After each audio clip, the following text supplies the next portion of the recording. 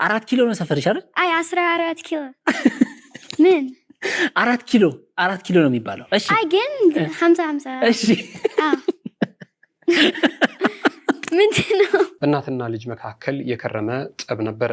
ታዲያ እንዲህ ባለ ሁኔታ ውስጥ እናት ልጄን አፈቀችኝ እያለች ባለችበት ሰዓት ከልጇም ጋር ሳትገናኝ ሳትታረቅ ከዚህ ዓለም ድካም አርፋለች። እናት ልጇን እየናፈቀች ነው ልጇን ሳታገኝ ከልጇ ጋር እንደተጣላች ከዚህ ዓለም ድካም ያረፈችው። ይህ ጉዳይ በማህበራዊ ሚዲያ ላይ በብዙ መነጋገሪያ መጨቃጨቂያም ጉዳይ ሆኗል። ነገሩ ምንድን ነው? አብራችሁን ከቆያችሁ የምንነግራቸው ጉዳይ ይሆናል።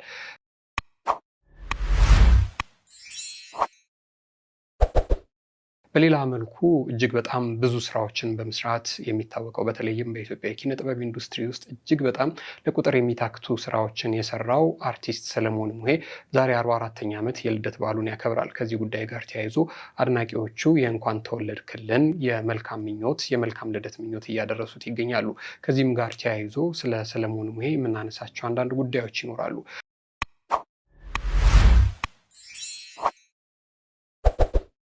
በሌላ መልኩ እዚህ ላይ የምትመለከቱት ታዳጊ በሩሲያ የብሔራዊ የኒውክሌር ምርምር ዩኒቨርሲቲ ውስጥ በሚገርም መልኩ ተመርቆ ሀገሩን በማስጠራቱ የብዙዎችን ትኩረትም እየሳበ ይገኛል። ነገሩ ምንድን ነው? ይህንንም አብራችሁን ከቆያችሁ የምንነግራቸው ጉዳይ ይሆናል።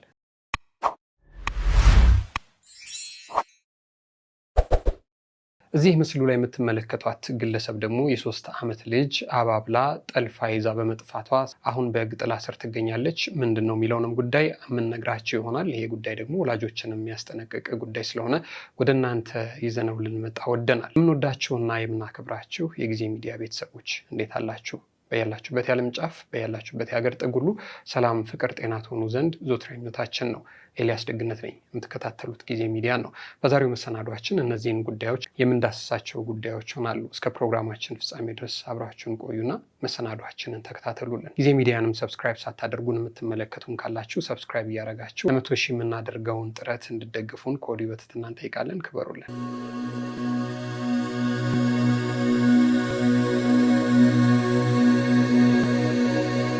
ምን ታደርጊያለሽ? አሁን ኢትዮጵያ ውስጥ በቀን ምንድን ነው የምታደርጊው? የኔ ጓደኞች 14 ኪሎ 14 ኪሎ ምንድን ነው 14 ኪሎ? የኔ ሰፈር 4 ኪሎ 50 ኖ 4 ኪሎ ነው የሚባለው። 14 ኪሎ አይደለም 14 ኪሎ አዎ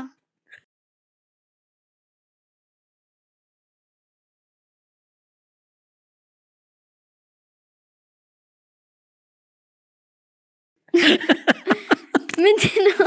ወደ ዋናው ጉዳያችን ስንመለስ ከትላንትና ጀምሮ ማህበራዊ ሚዲያ ላይ እጅግ በጣም መነጋገሪያ የሆነና የብዙዎችንም ልብ የሰበረ ጉዳይ አለ። የእናትና የልጅ ነገር።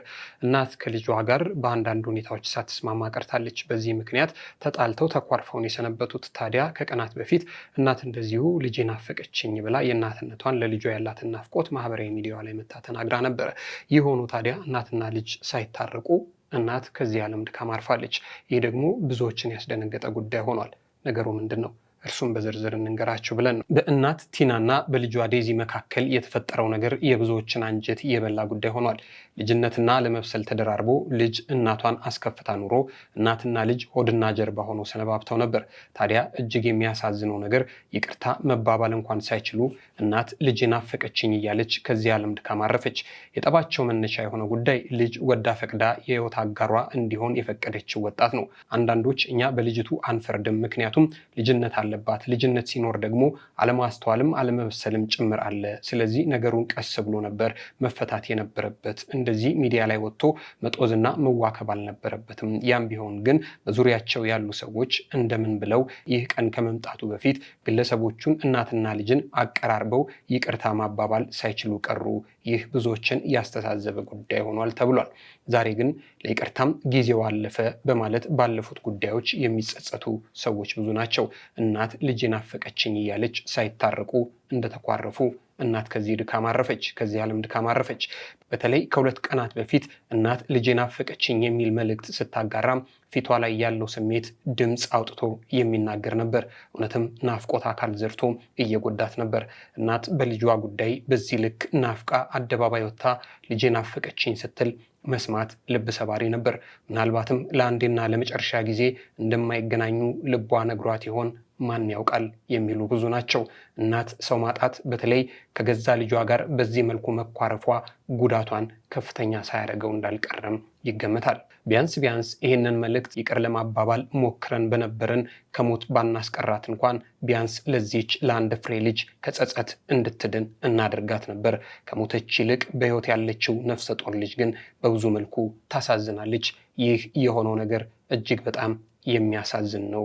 ነገሩ የብዙዎችን እናት ልብ የሰበረ ጉዳይ ነው የሚሉ ብዙ ናቸው። የጸባቸው መነሻ የሆነው ጉዳይ ልጅ ዴዚ የወደደችው ሰው መኖሩና ከሱ ጋር የጀመረችው የፍቅር ግንኙነት ነው። እናት ልጇን ግዴለሽም፣ ገና ነሽ፣ ለዚህ ጉዳይ አልደረስሽም፣ መጀመሪያ የኮሌጅ ህይወትሽን ጨርሽና ከዛ በኋላ ጉዳዩ ላይ ቀስ ብለሽ ትደርሽበታለሽ ትላለች። ልጅ ደግሞ ግዴለም ደርሻለሁ፣ እኔ የወደድኩትን የፈለግኩትን ማድረግ አለብኝ ትላለች። ዴዚ ልጅ ስለማፍቀሯም ከዚህ ቀደም አንድ ሰው ስለማፍቀሯም ተናግራ ነበር። ከዚህ ልጅ ጋር ታዲያም ፍቅር ትጀምርና ኑሯን ትቀጥላለች። በዚህ ምክንያት እናትና ልጅ ለአንዴና ለመጨረሻ ጊዜ ላይገናኙ ይኳረፋሉ። እናት ልጁን ትቃወማለች። ልጅ ደግሞ የወደድኩትን ሰው አትናገሪብኝ፣ አትስደቢው፣ እኔ የራሴን ህይወት እኖራለሁ እያለች ትናገራለች። አንዳንዴ እልፍ ብላም አንዳንድ ሰዎች ክፉ እናት ይገጥማቸዋል። እንደዚህ ካሉ ሰዎች መካከል እኔ አንዱ ነኝ፣ እናቴ ለእኔ ጥሩ አትመኝልኝም እያለች ማህበራዊ ሚዲያ ላይ እየወጣችም እናቷን ስትነቅፍም ይታወቃል። ዴዚ ማህበራዊ ሚዲያ ላይ በተለይ ደግሞ ቲክቶክ ላይ ከ600 ሺህ በላይ ተከታዮች አሏት። እንግዲህ በዚህ አይነት ጸብ ውስጥ ሆነው እያለ ነበረ እናት ከምትኖርበት ሀገር ወደ ኢትዮጵያ ለረፍት መጣችና በመጣች በቀናት መካከል ድንገት ህይወቷ ያረፈው። ይህ መሆኑ ታዲያ ለዴዚ ከባድ ፈተና ይዞ ነው የመጣው እየተባለ ነው። ዴዚ አሁን የ5 ወር ነፍሰ ጡር ነች። እናት ብዙ መልኩ እንደናፈቀቻት ከቀናት በፊት ተናግራ ነበር። ታዲያ በምን ያህል መጠን እናት ለልጇ እንደምትቆረቆር ማሳያ ነው ያለውን የኢቢኤሱ የ2030 ጋዜጠኛ ጌታሁን አሰፋ ደግሞ ከዚህ ቀደም ዴዚን ኢንተርቪው ለማድረግ በሞከረበት ሰዓት እናት ምንድን ነው የምትጠይቃት? እኔ ልጄን ማህበራዊ ሚዲያው እንዲበላብኝ አልፈልግም ብላ ከሱ ጋር ያደረገችውን ነገር በተመለከተ እርሱም የግል ማህበራዊ ሚዲያ ላይ እንዲህ ሲል ጽፏል። ዴዚ እንዴት ነሽ? ዴዚ ነው ዴዚ ምን ማለት ነው? ዴዚ ማለት አበባ ማለት ነው። አበባ ነጭ በሚddle ነጭ ነው። ነጭ or ቢጫ? ነጭ። ነጭስ እሱ ነው። ነጭ እሱ ነው። ነጭ። እንደዚህ ነው አበባው። ሁለቱም ቀለም አንድ ላይ። እንዴት ነሽ? ደህና ነኝ። ዌልካም። እንኳን ደህና መጣሽ። አማርኛሽ በጣም አሪፍ ነው። አመሰግናለሁ። ኢንተርቪውን ስናደርግ በእንግሊዝኛ አልፈልግም አልሽኝ። እንግሊዝኛ አልፈልግም because ኢትዮጵያ mainly ቋንቋ አማርኛ ነው። ግን አሁን እኔ መማር ኦሮምኛ፣ ትግርኛ፣ ወላይትኛ፣ ጉራጌኛ ግን the main ቋንቋ አማርኛ ነው። ስለዚህ አማርኛ ነው ማውራት የምትፈልጊው? እንግሊዝኛ ሌላ ቦታ፣ ፈረንጅ ሀገር ሌላ ቦታ፣ ሌላ ጭንቅላቴ እዛ ይሻላል አይደል? ኢትዮጵያ ምን ያህል ጊዜ ቆየሽ አሁን ከመጣሽ? አሁን I think ሁለት ሶስት ወር ግን for አምስት ሌላ ወር ትቆያለሽ ገና? ስለዚህ 7 ወር ሁሉ አመት። ዋው! በቃ እዚሁ ልትኖሪ ነዋ። 50 ቢራቢሮ ኢትዮጵያ፣ 50 ቢራቢሮ እንደ ቢራቢሮ ነው። ቢራቢሮ ኢትዮጵያ። ኢትዮጵያን መሆን ደስ ይልሻል? ደስ ብሎኛል። ኢትዮጵያ እወዳለሁ በጣም። ምን ታደርጊያለሽ አሁን ኢትዮጵያ ውስጥ? በቀን ምንድን ነው የምታደርጊው? የኔ ጓደኞች 14 ኪሎ እና 14 ኪሎ? ምንድን ነው 14 ኪሎ? የኔ ሰፈር 4 ኪሎ 50 ኖ 4 ኪሎ ነው የሚባለው። 14 ኪሎ አይደለም። 14 ኪሎ 4 ኪሎ ነው ሰፈርሽ አይደል? 14 ኪሎ ምን 4 ኪሎ ነው የሚባለው። እሺ ግን 50 እሺ ምንድን ነው? እሺ እዛ ነው የሚመጡት ጓደኞችሽ? በዚህ ጓደኞች አለኝ። ልጄን የማህበራዊ ሚዲያው እንዳይበላብኝ ነው የምታገለው። የተወዳጇን የዴዚን እናት ቲናን የተዋወቅኳት ከ2 ዓመት በፊት ዴዚን ወደ 2030 ፕሮግራም ልንጋብዛት ስናስብ ነበረ። ማናጀሯ ነኝ አለችኝ። ቲና ልጇ ዴዚን እንደሚፈርስ እንቁላል ነው የምታያት። በቃለ መጠይቁ ላይ የምትጠይቃትን ጥያቄ እንዴት እንደምታወራ ምን እንደምትላት ሁሉንም ማወቅ እፈልጋለሁ አለችኝ። ብንጨቃጨቅም የሙያውን ስነ ምግባር አሰራር ሳንለቅ ተግባባን። በመጨረሻም ከአንድም 2 ጊዜ ያማረና ሸጋ ቃለ መጠይቅ አደረግን። ከዛ በኋላ ነው እኔና ቲና ጥሩ ወዳጅ ይሆን ነው። አብዛኛው ጊዜ ወሬያችን ስለ ዴዚ ነበረ። አብዘሽዋል እስከምላት ድረስ ስለ ልጇ ትጨነቃለች። ብዙ ያየውባት ስስቴ ናት ትለኛለች። የማህበራዊ ሚዲያው እንዳይበላብኝ ነው የምታገለው ትላለች። ብዙ ጊዜ ለምን ከዴዚ ጋር ቃለ መጠይቅ አላደርጋቸውም ብያት ነበር። እንኳን ወጥቼ ላወራ ፎቶዬም እንዲታይ አልፈልግም ትለኝ ነበረ። እንዲህ ያለችው እናት ልጇ ትጎዳባት የመሰላት ጊዜ ግን በአደባባይ ወጥታ በብዙዎች እየተሰደበች ከብዙዎች ጋር ስለ ልጇ ተሟግታለች። በእርግጥ ትንሿ ዴዚም እናቷ ምን ያህል እንደምትወዳት ታውቃለች። ቲና ከ2 ወር በፊት ነበር ወደ ኢትዮጵያ የመጣችው። ያመጣውልህ ነገር አለ ላገኘህ ስትለኝ እኔ ደግሞ ከሀገር ለመውጣት በረራ የማደርግበት ቀን በመቅረቡ በስራ ስለተጠመድኩ ቀጠሮ ከያዝን በኋላ በይቅርታ ቀጠሮዋን ሰረስኩና ሳንገናኝ ቀርን። ስትመለስ እንገናኛለን፣ ሬስቶራንት ለመክፈት እያሰብኩ ስለሆነ አብረን እንመርቀዋለን ብላ ከነትህትናዋ የድምፅ መልእክት ላከችልኝ።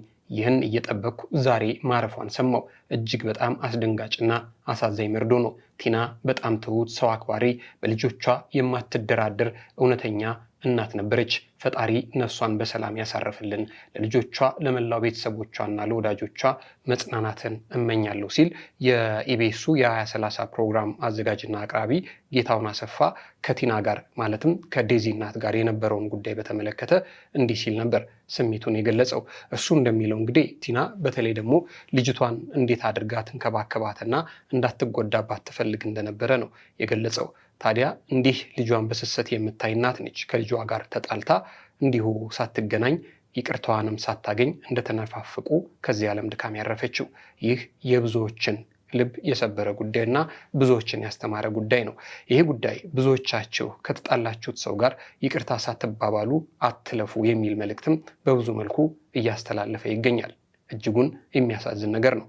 ለነፍሰ ጡሯ ዴዚ ፈጣሪ መጽናናትን እንዲሰጥ፣ ለሟቿ ቲናም ደግሞ ነፍሷን በቀኝ ያስቀምጥ ዘንድ ተመኘን። ወደ ሌላኛው መሰናዳችን እንሂድ።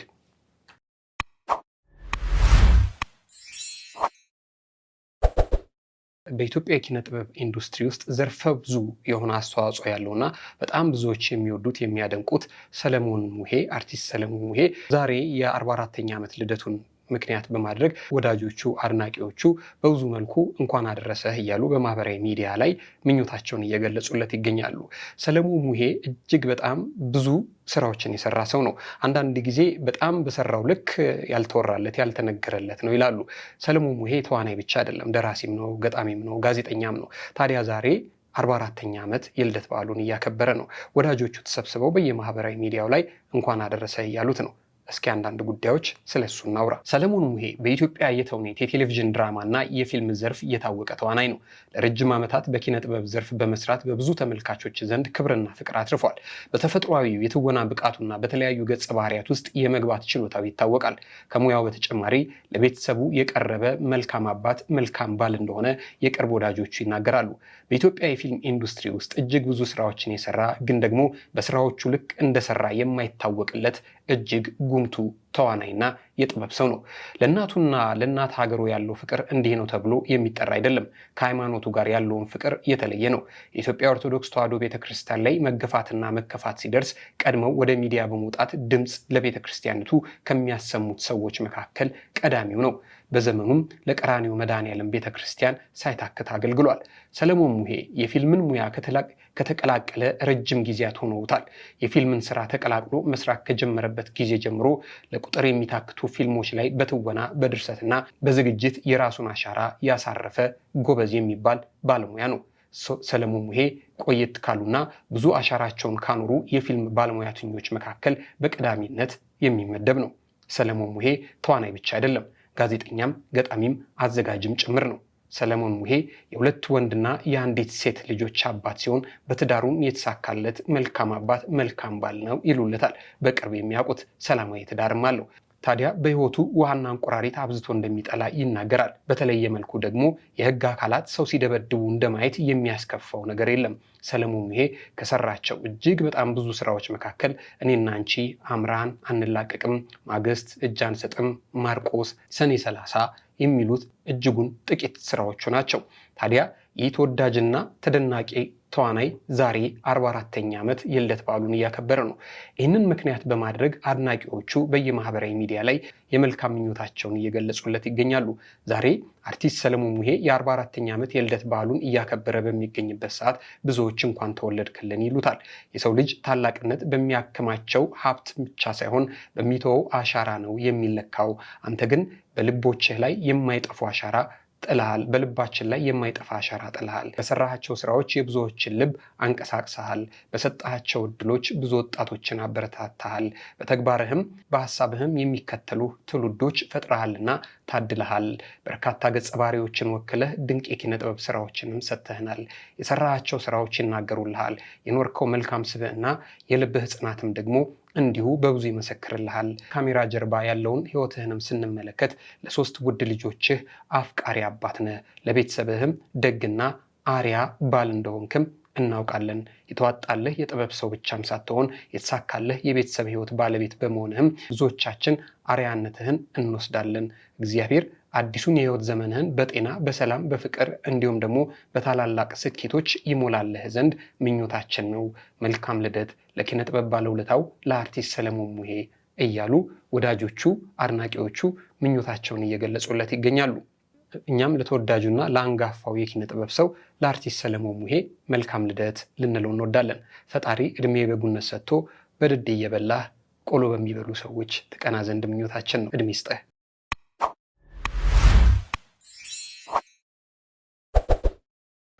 ወደ ሌላኛው ጉዳያችን ስንሄድ በሩሲያ ከሚገኙ የብሔራዊ የኒውክሌር ዩኒቨርሲቲዎች ውስጥ ገብቶ እጅግ በጣም በአስገራሚ ውጤት ተመርቆ ሀገሩን በማስጠራት መነጋገሪያ ስለሆነው ስለዚህ ወጣት ነው ልንነግራቸው የወደድ ነው። በዓለም ታዋቂ በሆነውና የሩሲያ ብሔራዊ ኒውክሌር የምርምር ዩኒቨርሲቲ በኒውክሌር ሳይንስ ዘርፍ የተመረቀው ኢትዮጵያዊው መነጋገሪያ ሆኗል።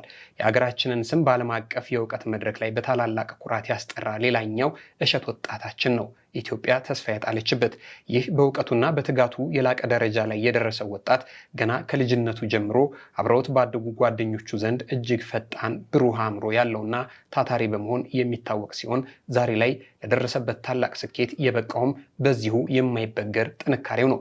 ወደ ከፍተኛ ትምህርት ተቋም ሲያመራም በነበረው እጅግ ከፍተኛ ውጤት ምክንያት በሀሮማያ ዩኒቨርሲቲ የኤሌክትሪካል ኢንጂነሪንግ ትምህርቱን የጀመረ ሲሆን በቆይታውም በዩኒቨርሲቲው አንደኛ በመሆን አስገራሚ ብቃቱን ያስመሰከረ ጎበዝና የነገይቷ ኢትዮጵያ ተስፋ የሆነ ወጣት ተማሪ ነው።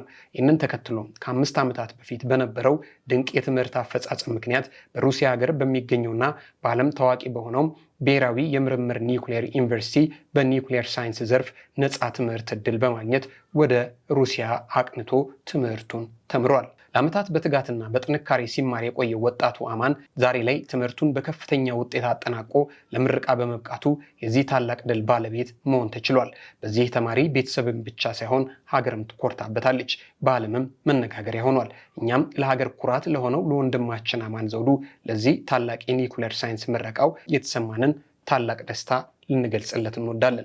እንግዲህ ኢትዮጵያ እንደዚህ ያሉ በዓለም ስሟን የሚያስጠሩ የነገ ተስፋ የሆኑ ወጣቶች በየጊዜው እየመጡ ነው። ታዲያ እንደዚህ ሆነው ሲመጡ ከዓይን ያውጣችሁ፣ ያሳድጋችሁ፣ ደግሞ ለሀገር ለወገን የምትበቁ ያድርጋችሁ ብሎ መመረቅ ተገቢ ነው። ደስ ብሎናል። እንኳን ተመረቅ።